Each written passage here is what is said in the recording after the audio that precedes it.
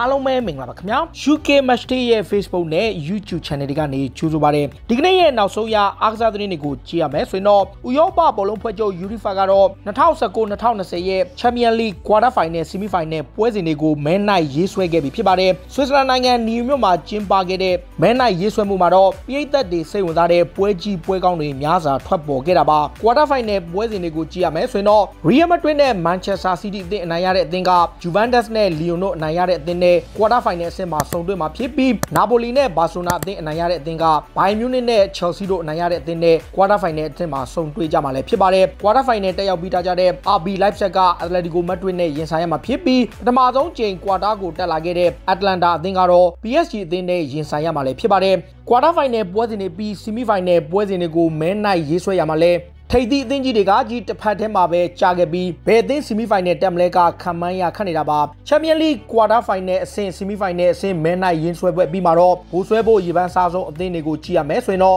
့ပြင်သစ်ထိပ်သီးကလပ် PSG အသင်းကထိပ်ဆုံးကိုတက်ရောက်လာခဲ့တာလည်းဖြစ်ပါတယ် PSG ကလက်ရှိနေထားရ Atlanta ကိုရင်ဆိုင်ရမှာဖြစ်လို့သူတို့အနေနဲ့ရေပန်းစားလာခဲ့တာပါကုဆက်ယောဂတွေကာလအလွန်အင်္ဂလန် Premier League ပွဲစဉ်တွေကိုနေ့စဉ်နီးပါးကျင်းပနေကလာမယ့်ဇူလိုင်26ရက်နေ့မှာရာသီကုန်ဆုံးမှာလည်းဖြစ်ပါတယ်အင်္ဂလန် Premier League ဘက်ကဒီနေ့ရာသီကုန်လက်ကျန်ပွဲစဉ်တွေပြီးခဲ့ပါကနောက်ရာသီမစတင်မီမှာကလပ်အသင်းတွေအတွက်ကိုပြင်ဆင်မှုအနေနဲ့နှစ်ပတ်တိအနားပေးမယ်လို့ဆိုပါတယ်အင်္ဂလန် Premier League ပြိုင်ပွဲတွေကိုတော့ပုံမှန်အားဖြင့်3လလောက်ထိအနားပေးလို့ရှိပေမဲ့ဒီနေ့ရာသီတွင်ကူးစက်ယောဂတွေကြောင့်အချိန်တော်ကြာရန်နာခဲ့ပြီးမှပြန်လည်ကျင်းပခဲ့ရတဲ့ကြောင့်ဒီနေ့ရာသီမှာတော့ရာသီကုန်ဆုံးပြီးနှစ်ပတ်အကြာမှာ2020-2021ရာသီကိုကျင်းပသွားမယ်လို့ဆိုတာပါReal Madrid အသင်းကတော့ PSG တိုက်စစ်မှု Mbappe နဲ့ Rams အသင်းရဲ့ကွင်းလယ်ကစားမ Camavinga တို့နှစ်ဦးကို2021ခုနှစ်မှာခေါ်ယူမှာဖြစ်လို့သူတို့အနေနဲ့သက်ဆိုင်ရာကလပ်တွေမှာစာချုပ်သစ်မချုပ်ဆိုဖို့တိုက်တွန်းပြောကြားလိုက်ပြီးဖြစ်ပါတယ်။ Real အသင်းကလာမယ့်2021ခုနှစ်မှာ PSG ရဲ့တိုက်စစ်မှုကိုယူရိုသန်း250ထိသုံးပြီးခေါ်ယူဖို့ရှိသလို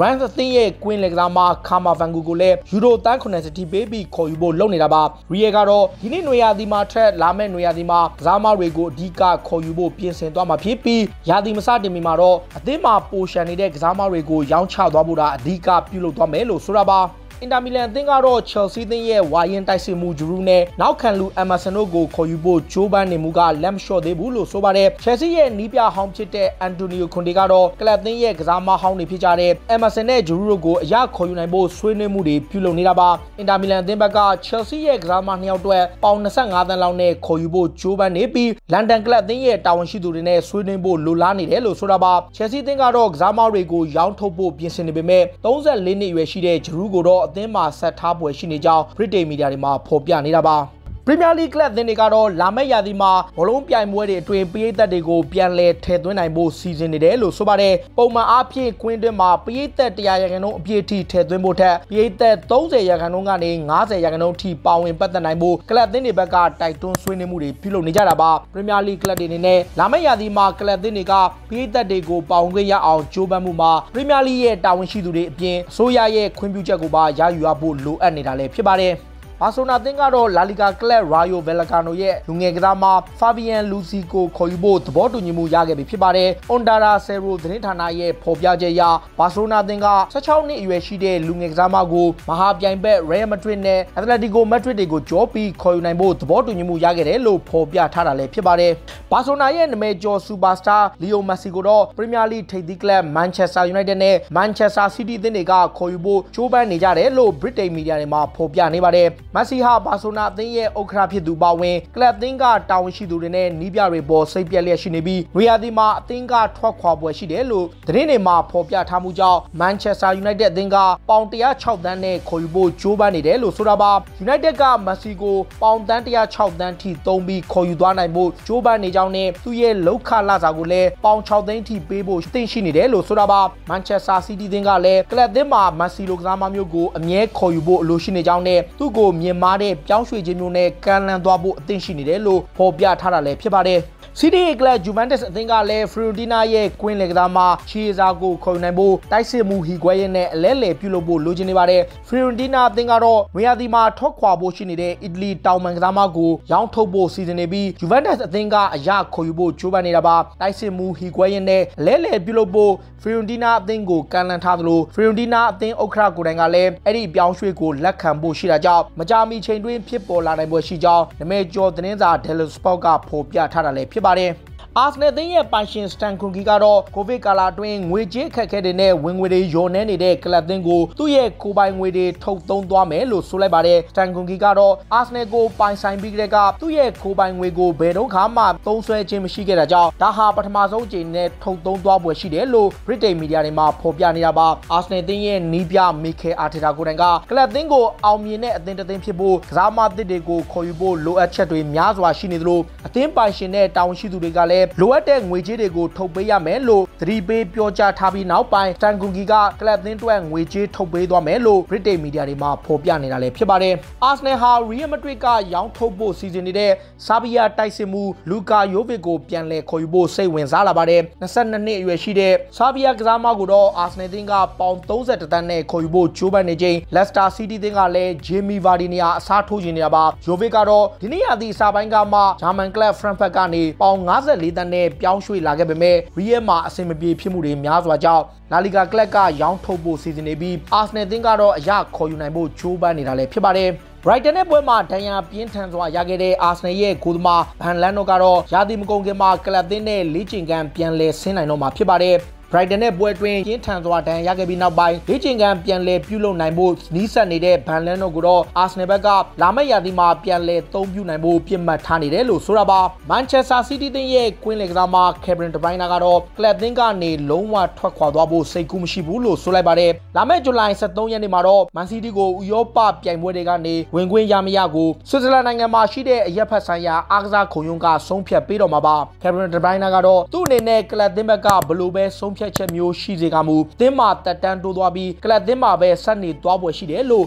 ့အေဂျင့်ကတဆင့်ထုတ်ဖော်ပြောကြားထားတယ်လို့ဘယ်လ်ဂျီယမ်မီဒီယာတွေမှာဖော်ပြနေတာလည်းဖြစ်ပါတယ်လီဗာပူးကနေခေါ်ယူဖို့ကြိုးပမ်းနေတဲ့ဘိုင်မြူနစ်ရဲ့ကွင်းလင်ကစားမထီယာဂိုအနေနဲ့ပရီးမီးယားလိမှာအံဝင်ဖို့ရုန်းကန်ရနိုင်တယ်လို့လီဗာပူးရဲ့ကစားမဟောင်းတစ်ယောက်ဖြစ်တဲ့ခရစ်ရှန်ဇီဂီကတော့ဆိုလိုက်ပါတယ်29နှစ်အရွယ်ရှိတဲ့စပိန်ကွင်းလင်ကစားမကိုတော့လီဗာပူးကဘိုင်ယန်နဲ့သဘောတူညီမှုရထားပြီးပေါင်35သန်းနဲ့ပြောင်းရွှေ့ဖို့နီးစပ်နေတာပါထီယာဂိုအနေနဲ့လီဗာပူးကိုပြောင်းရွှေ့ရင်တော့ပရီးမီးယားလိမှာအောင်မြင်မှုရဖို့မသေးကြလို့သူ့အနေနဲ့ရုန်းကန်သွားရနိုင်တယ်လို့ခရစ်ရှန်ဇီဂီကသတိပေးခဲ့တာပါTottenham Hotspur သင်းကလည်းနောက်ခံလူ Serge Aurier ရဲ့နေရာမှာ Atlanta ရဲ့နောက်ခံလူ Timothy ကိုခေါ်ယူဖို့ကြိုးပမ်းလာပါတယ်24နှစ်အရွယ်ရှိတဲ့ညာနောက်ခံလူကတော့ဒီနေ့ရာသီအတွင်း Atlanta မှာအကောင်းဆုံးခြေစွမ်းပြကစားနေသူဖြစ်ပြီး City ရဲ့အကောင်းဆုံးနောက်ခံလူတစ်ယောက်ဖြစ်သတ်မှတ်ခံထားရတာပါ Spurs ဘက်ကသူ့ကိုအရခေါ်ယူဖို့ကြိုးပမ်းနေပြီး Serge Aurier ရဲ့နေရာမှာအစားထိုးခြင်းနေတာလည်းဖြစ်ပါတယ်မန်ချက်စတာယူနိုက်တက်အသင်းရဲ့ဂန်ဝင်နောက်ခံကစားမဂယ်ရီနဘီကတော့ဆိုရှာအနေနဲ့လက်ရှိနိုင်ပွဲတွေမှာတာယာမနေပဲ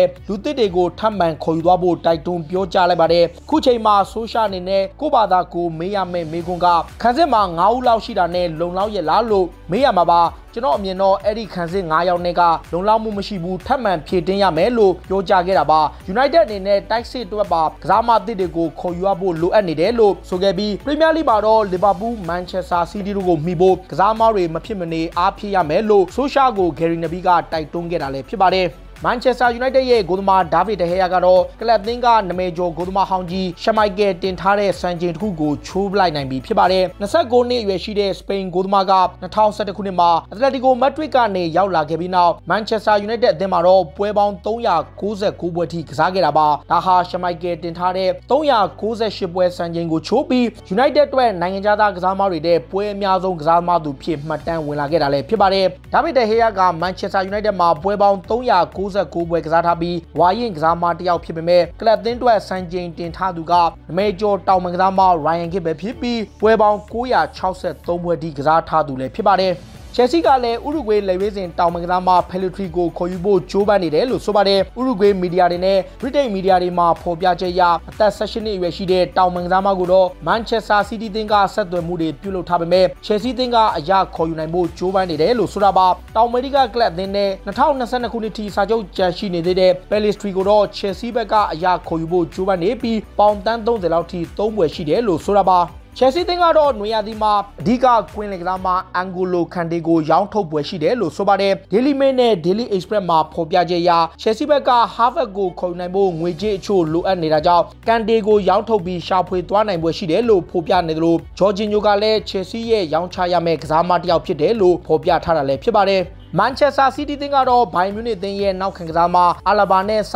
တင်ဆွေးနွေးနေပြီလို့ဂျာမန်သတင်းစာတွေမှာဖော်ပြနေပါတယ်28နှစ်အရွယ်ရှိတဲ့ဩစတြီးယားနောက်ခံလူကိုတော့ဘိုင်မြူနစ်အသင်းကရောင်းချဖို့စီစဉ်နေတယ်လို့ပေါင်45သန်းထိသတ်မှတ်ထားတာပါမန်စီးတီးကတော့ရီယာဒီမှာဘယ်နောက်ခံလူနဲ့ဘိုးခံစင်မှုအတွက်လိုရှိနေချိန်မှာအဲ့ဒီနှစ်နေရာလုံးမှာအကောင်းဆုံးကစားနိုင်တဲ့အာလာဘာကိုခေါ်ယူဖို့ဆက်သွယ်မှုတွေပြုလုပ်ပြီးဘိုင်မြူနစ်ကတောင်းဆိုမဲ့ပြောင်းရွှေ့ခြင်းကိုပေးဖို့အသင့်ရှိတယ်လို့ဆိုတာပါချယ်ဆီအသင်းကလည်းသူ့ကိုခေါ်ယူဖို့ကြိုးပမ်းနေတယ်လို့ PSG ကလည်းစောင့်ကြည့်နေပေမဲ့ Manchester City ရဲ့နီးပြဖတ်ဂွာဒီယိုလာကသူနဲ့လက်တွဲခဲ့မှုတဲ့အာလာဘာကို Man City ကိုခေါ်ယူဖို့ပိုပြီးအခွင့်အရေးများနေတယ်လို့ British Media တွေမှာဖော်ပြနေတာလည်းဖြစ်ပါတယ်ဒါတွေကတော့စိတ်ဝင်စားစရာနောက်ဆုံးရအားကစားသတင်းတွေကိုတင်ဆက်ပေးခဲ့တာပါခုလိုမျိုးစိတ်ဝင်စားစရာအားကစားသတင်းတွေကိုနားဆင်ကြတဲ့ကြည့်ရှုကြတော့ UK Matchday ရဲ့ Facebook နဲ့ YouTube Channel တွေကို Follow လုပ်ထားကြပါလို့တောင်းဆိုရင်းနဲ့ဒီကနေ့ရဲ့အစီအစဉ်ကိုဒီမှာပဲအဆုံးသတ်ပြစေအားလုံးကိုကျေးဇူးတင်ပါတယ်ဗျ